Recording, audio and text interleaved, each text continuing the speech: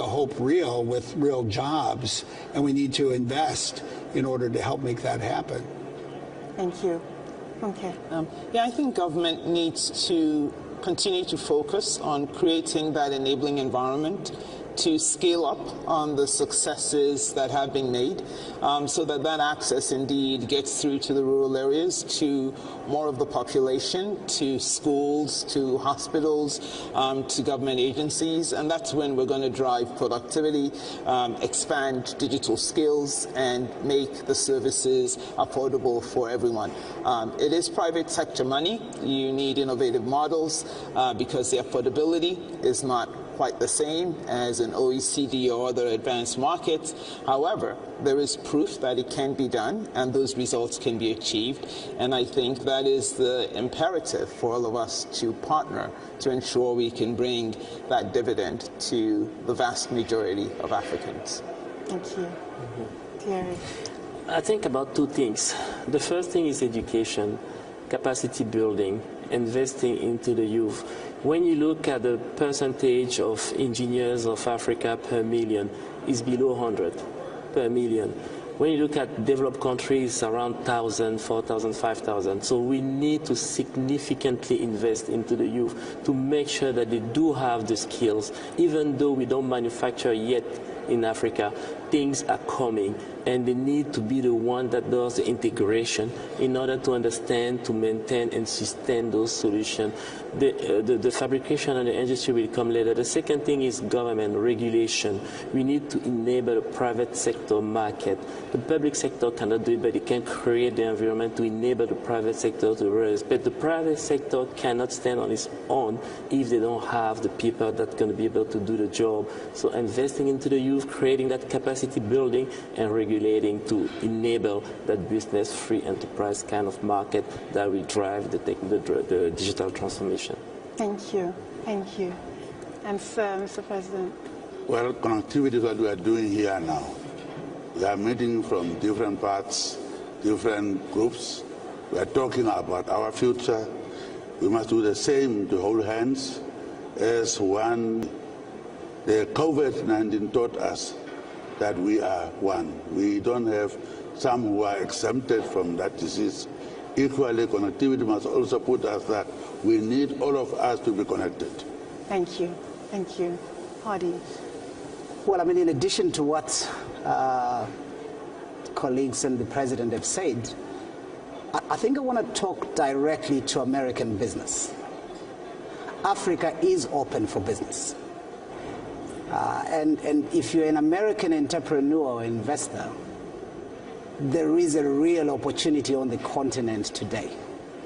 And so bringing capital to the continent is really an opportunity that's waiting for American investors to take up. And I think I would be remiss if I didn't encourage our American. It's not just the continent of the future, it's the continent of the present. If you're looking for growth, then let's partner and grow this cake in Africa. Thank you so much. Thank you to the wonderful group of panelists we've had. I think we have all heard the key elements of digital connectivity and its growth. It is in the youth and focus on them. It is in public-private partnership. It's in digital literacy and training and enhancing those skill sets. And it's in businesses being engaged and interested, and governments creating that enabling environment and ecosystem where all can thrive.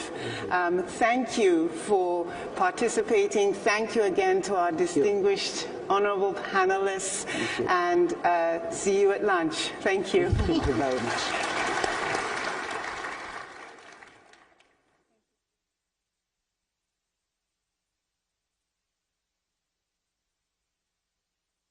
Your Excellencies and honored guests, please begin making your way downstairs to Hall B for lunch.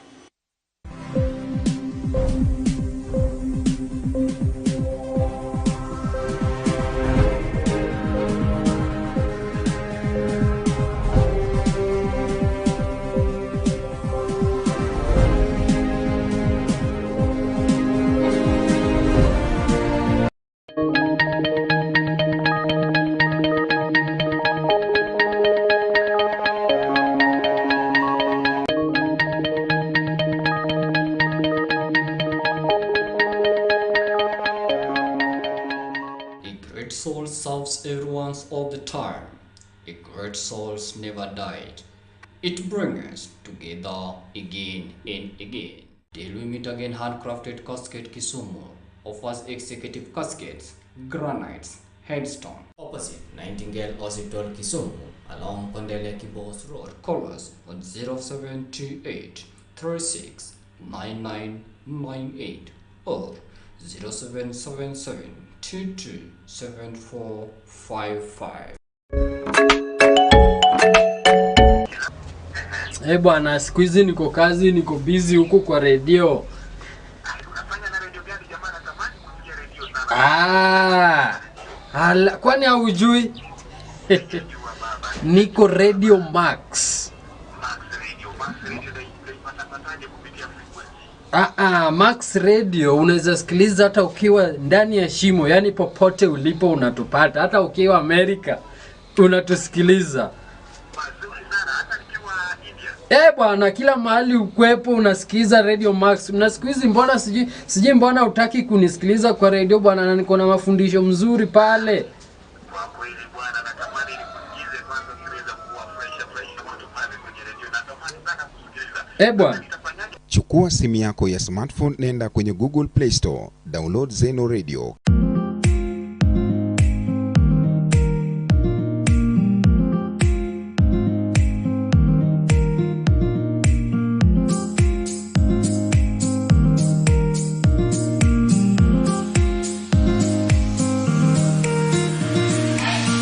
Kisha tafuta Max FM Radio ili kutusikiliza kwa habari, muziki za kisasa, mafunzo, vipindi za watoto, injili na mengi mengineyo kila siku.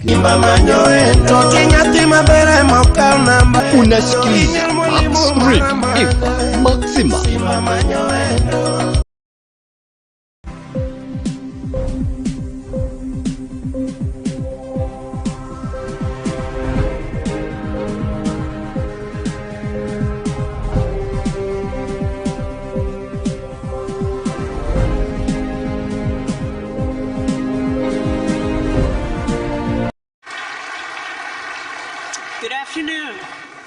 Good afternoon, and thank you for being here. I hope you had a wonderful lunch, and I hope you're finding today's programming to be as fulfilling and rewarding and productive as I have found it to be.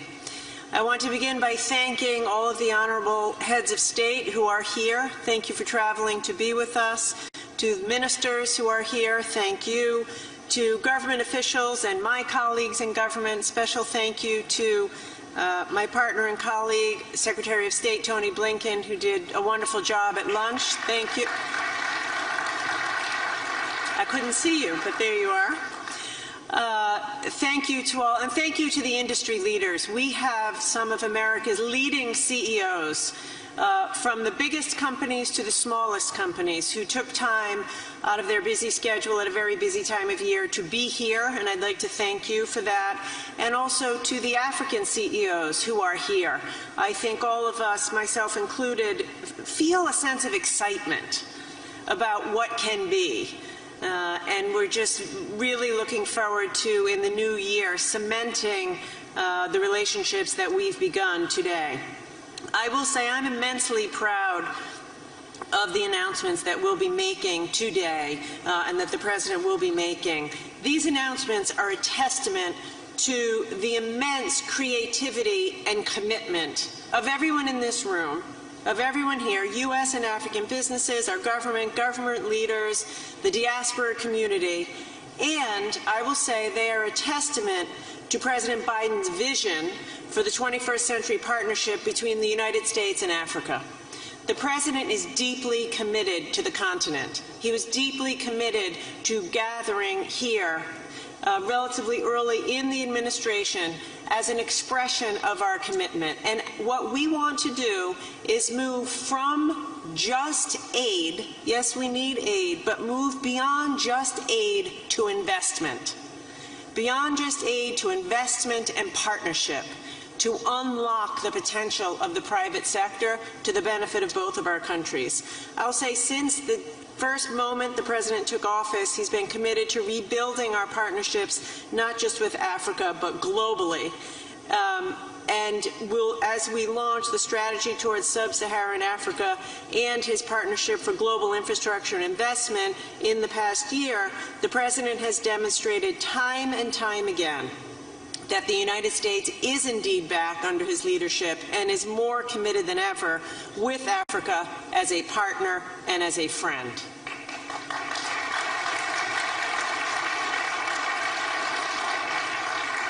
In the months ahead, under the President's direction, we will build on this forum to help drive the long-term prosperity and well-being of all of our citizens.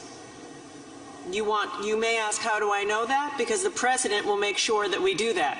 And I think Tony and all of us who work for him know what I mean.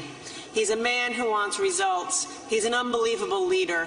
He's a visionary, and I am so unbelievably proud to serve under him and with him. So with that, it is my great honor to introduce today's keynote speaker. Please welcome the President of the United States, Joe Biden.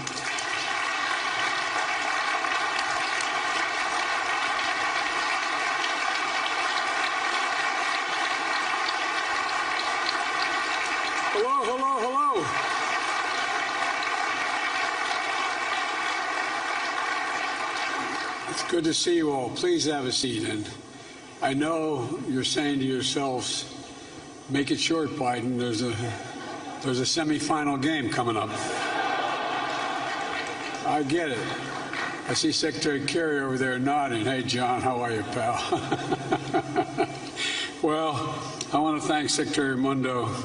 She is one of the brightest and best folks I have working with me, and for all of you in this room, for making this forum a success, and particularly in Prosper Africa Deal Room.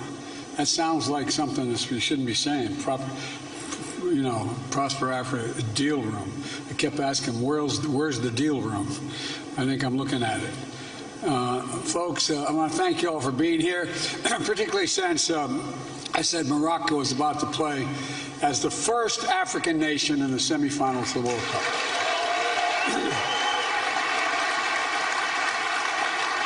Distinguished heads of state, leaders of regional and global institutions, and of course, representatives of more than 300 companies, African and American.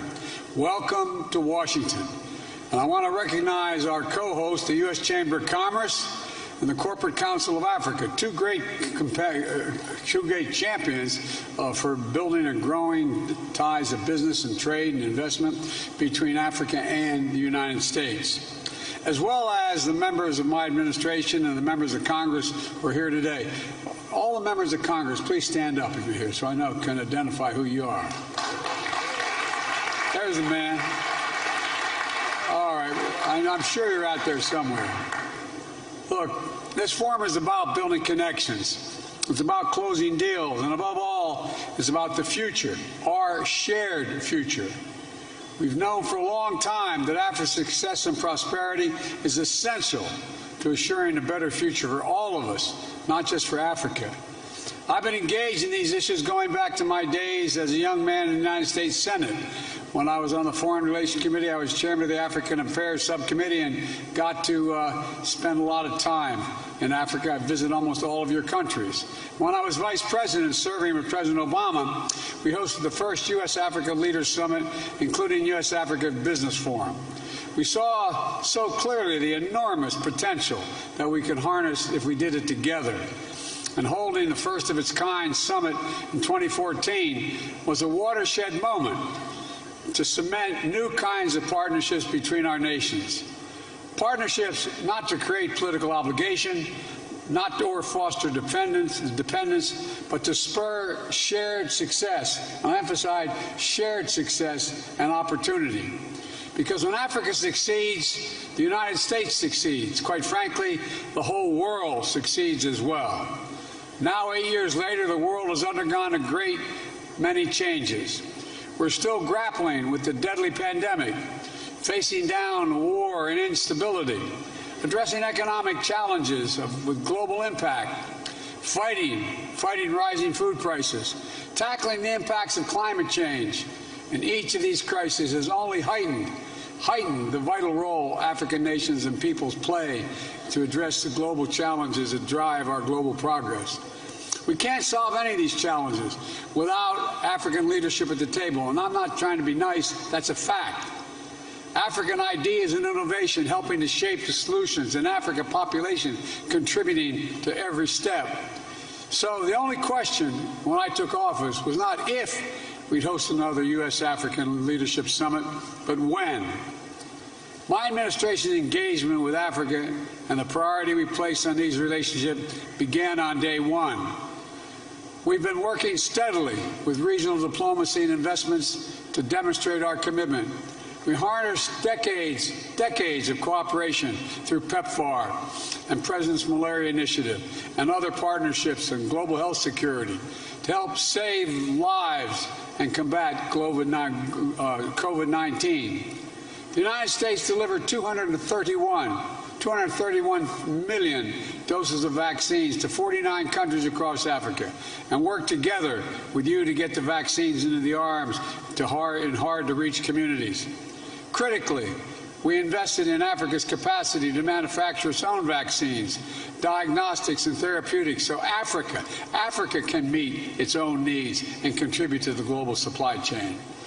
And even as we work to end COVID-19, we continue building stronger health systems and institutions and accelerating efforts to achieve universal health coverage, to make sure we're better prepared to tackle the health challenges, including the next pandemic, and there surely will be one. We also advanced our commitment to strengthen food security, including expanding the Feed the Future program to partner with 8 additional African countries. And I'll be speaking more tomorrow about this effort to both address the immediate food crisis and strengthen the food system in Africa for the long term. We're taking on climate crisis, prioritizing not just energy transition in America, but in nations of all of Africa, and meeting the urgent needs of countries to adapt to the climate impacts that are already here. Just last month, I traveled to COP27 in Egypt, where I announced $150 million in an effort to support adaptation efforts in Africa, a down payment of my commitment to provide $3 billion annually to global adaptation efforts for 2024.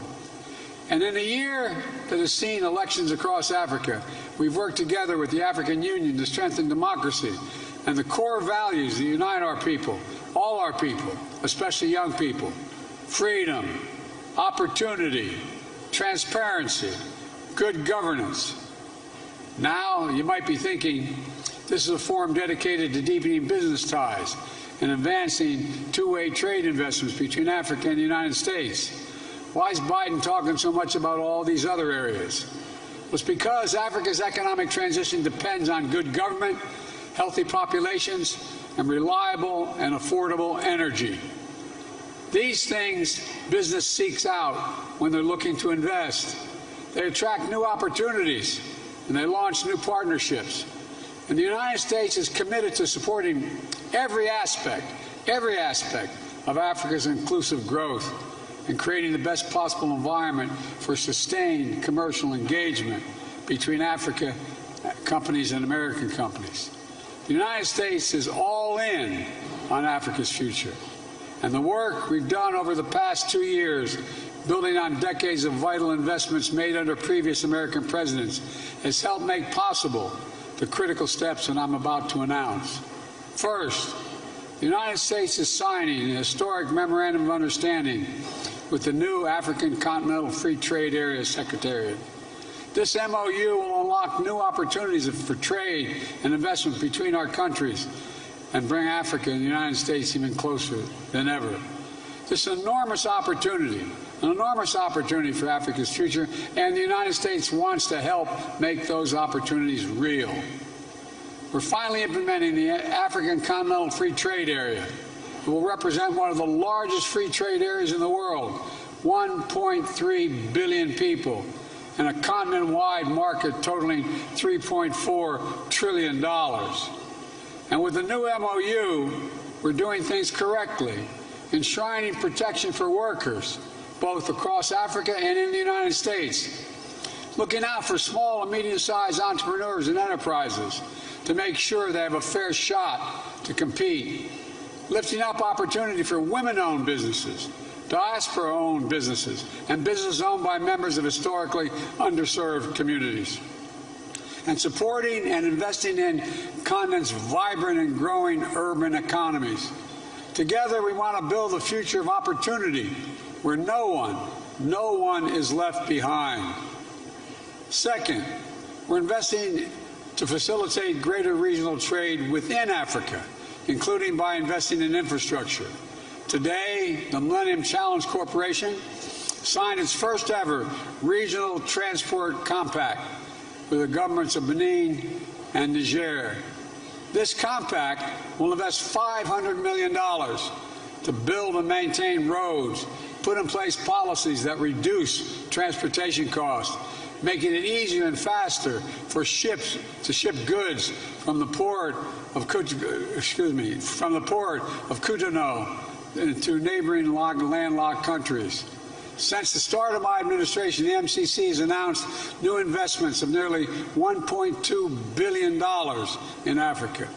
We expect the MCC to commit an additional $2.5 billion across Africa in just the next 3 years, supporting everything from agriculture to transportation to access to renewable energy. In fact, the MCC just announced discussions for partnerships with 4 African countries. Our first four compacts, Gambia, Togo, to boost economic development, and a compact with Senegal to bolster regional connections, a threshold program in Mauritania to help strengthen democratic governance and pursue policy reform to unlock economic growth. These MCC investments are part of the work we're doing worldwide through the Partnership for Global Infrastructure and Investment. I propose this initiative together with the rest of the G7 to help fill the need for quality, high-standard infrastructure in Africa and in low-income and middle-income countries around the world. And at the G7 meeting earlier this year, we announced our intention to collectively mobilize $600 billion in the next 5 years.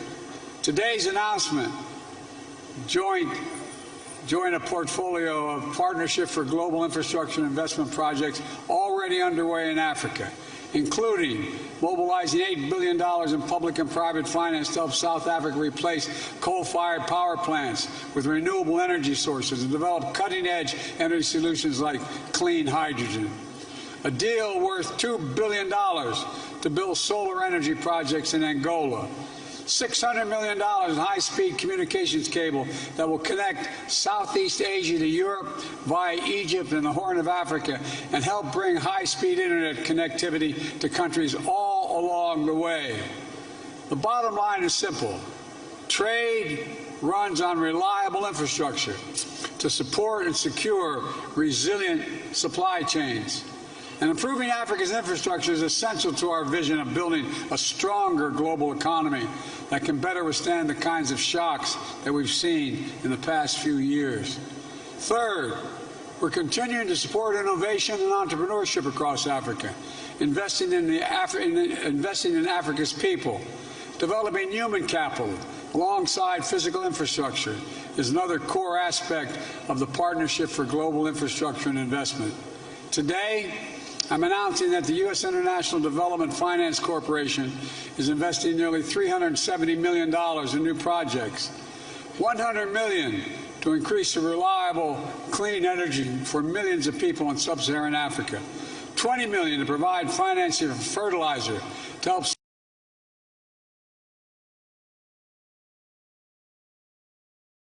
to support small and medium-sized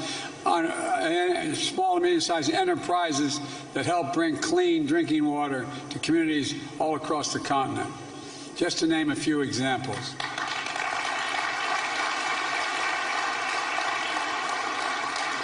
And we also know that one of the most essential resources of any entrepreneur or small business owner who wants to participate in the global economy is reliable and affordable access to the internet.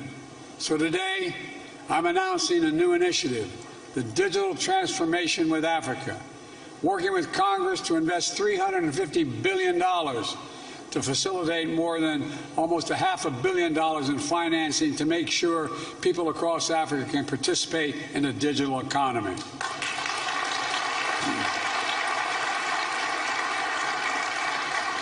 That includes partnerships like new collaboration between Microsoft and Visa to bring in internet access to 5 million Africans, part of Microsoft's commitment to bring access to 100 million people across Africa by the end of the year 2025.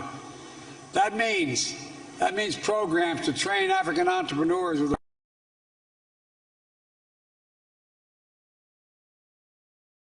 their own businesses, to secure good-paying jobs with technology firms.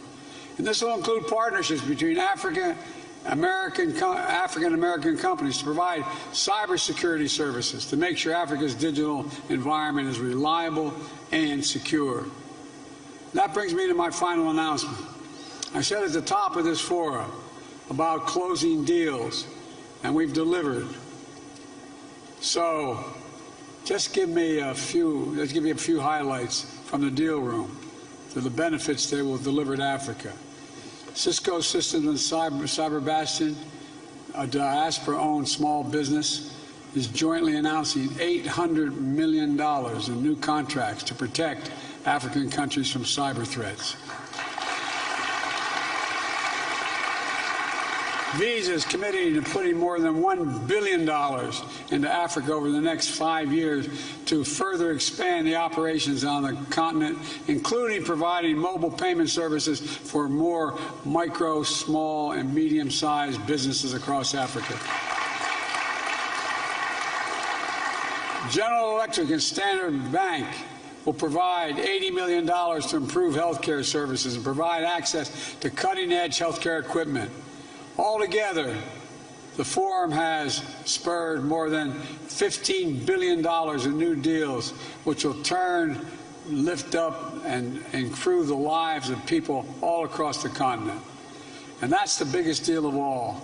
These are long-term investments that are going to deliver real benefits to people, create new good-paying jobs, including here in the United States, and expand opportunities for all our countries for the years to come.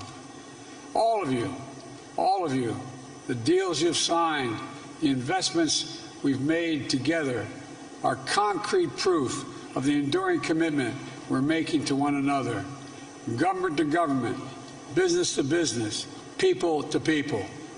The most important, and this is just the beginning, there's so much more we can do together and that we'll do together. So thank you for your participation today, for being part of another historic U.S.-African Leaders Summit. We've got a lot of ground to cover in the coming days, and I'm eager to listen to the priorities you have for the future of the partnership between our nations. So thank you all, and may God protect our troops. Thank you very, very much. Appreciate it. Thank you. Thank you very much. Thanks, Tommy. Thank you. Thanks.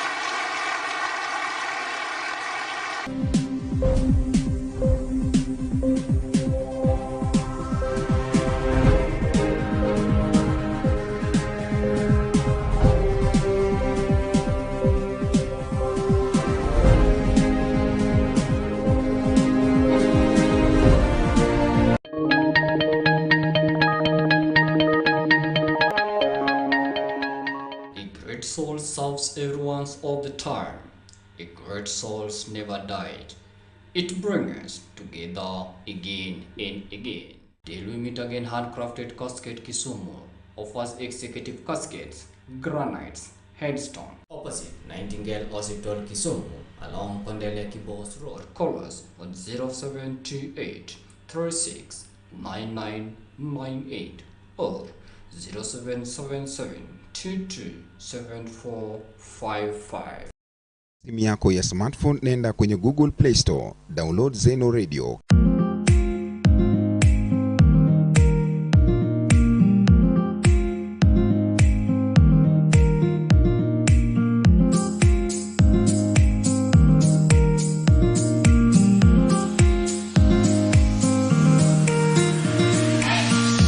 Kisha tafuta Max FM Radio ili kutusikiliza kwa habari, muziki za kisasa, mafunzo, vipindi za watoto, injili na mingi mengineyo kila siku ya wiki. Totinya tima bere moka namba Simba manyoendo Totinya tima bere moka namba Simba manyoendo Dorinyar mwalimu moka namba Simba manyoendo Adorinyar mwalimu moka namba Simba manyoendo Nyati mwalimu marambanya Simba manyoendo Unasikiliza Max Radio Maxima. Simba manyoendo